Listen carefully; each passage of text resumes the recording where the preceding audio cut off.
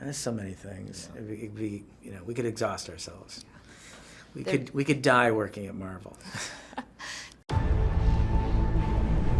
If we do this, we'd be going in short-handed. Yeah, you mean because he killed all our friends?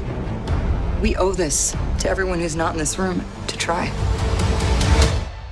You started with Captain America. What's it been like watching his story arc develop over time? Well, I think that's been one of the great joys of our journey through the MCU is just realizing and working with Chris Evans and figuring out how much dimension that character actually has and how many new places we can take that character. I mean, that's been one of the great thrills is exploring him.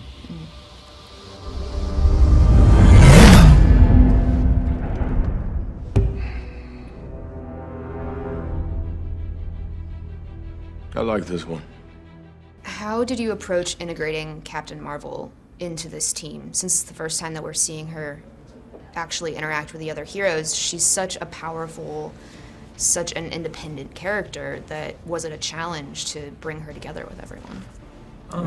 We can't really speak much to that because it gets into obviously the specifics of the story. But we'll say every time you add a new character, it brings conflict and dimensionalizes, the group ensemble. So, it's just like every time you introduce someone to the dynamic, it can alter the dynamic. Right now at SYFY WIRE, we're rewatching all of the MCU for a podcast that we're doing. It's a 22-day countdown to it. It's been really exciting. We're getting everyone together and chatting about it. Obviously, we're all really big fans. But is there any movie in particular that people, whether it be us at SYFY WIRE, where we're enjoying this, or just people in general, should we be paying attention to? What movie? Are you guys watching in release order or chronological order? In release order. Okay, interesting. Yeah.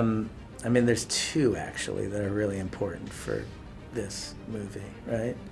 Yeah, Civil War and Infinity War. I You're just going to want to, Yeah. obviously with the serialized storytelling, but the events of Civil War, we commit to the end of every movie. So Civil War certainly affected Infinity War. Infinity War will certainly affect Endgame. So I think that, if we tell anyone if there are two movies I have to catch up on, it's those two. If you could pick any big bad from Marvel comics to bring in, now that we have, after all of the Fox stuff, you have such a large universe to work with, who would you pick?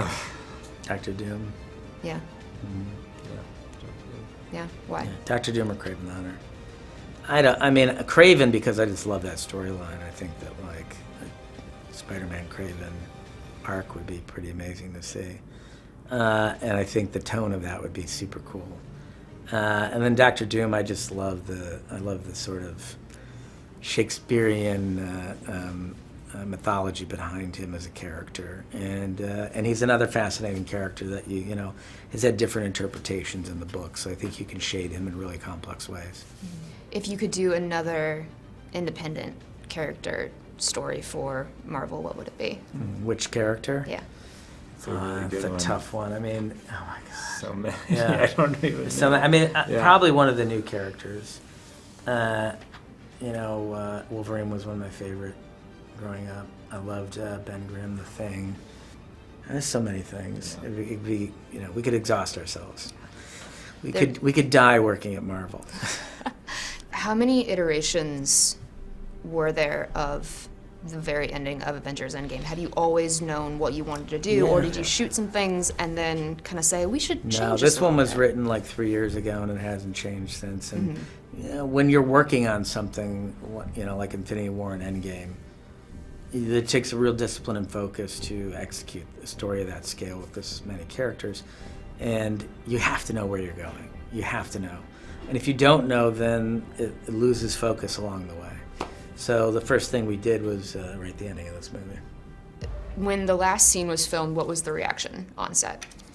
We can't talk about it because it is a spoiler. What we can say is that it's been a hell of a journey for us. I mean, we've done 4 of these movies in 6 years, and we feel like we were able to tell a complete story between the 4 movies that we did, and really imbue them with thematics that have a real global reach. And so we're really happy with where we're at. Yeah.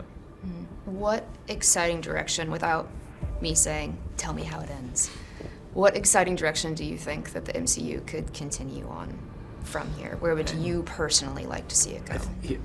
What we tried to do on this movie, more so than any other movie we've done so far for Marvel, is not think about the future at all. Our job on this movie was to figure out how to conclude the 21 movies that preceded it. And that's really all our focus was. So our brains have been, I think it was very liberating for Joe and I to specifically not think about anything beyond this film, in order to make sure this movie could be everything it could be as a final chapter. So considering that we just finished the movie last night, I don't know that our brains have shifted and gotten past it yet to the point where we're starting to think forward. I think if they keep diversifying and keep hiring really unique and diverse voices to tell these stories, I think that's the direction that they are heading in. They should continue to head in.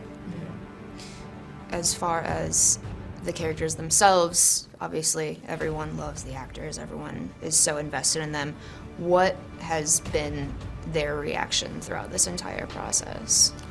I mean, I think it's the reaction that everyone's had through all of these. It's like summer camp. Everyone loves hanging out together. There's a lot of laughing. Robert hosts lunch for everyone every day. I mean, it's really been a phenomenal experience for everyone, so. We lost, all of us. We lost friends, we lost family. We lost a part of ourselves. This is the fight of our lives. This is gonna work, Steve. I know it is. Because I don't know what I'm gonna do if it doesn't.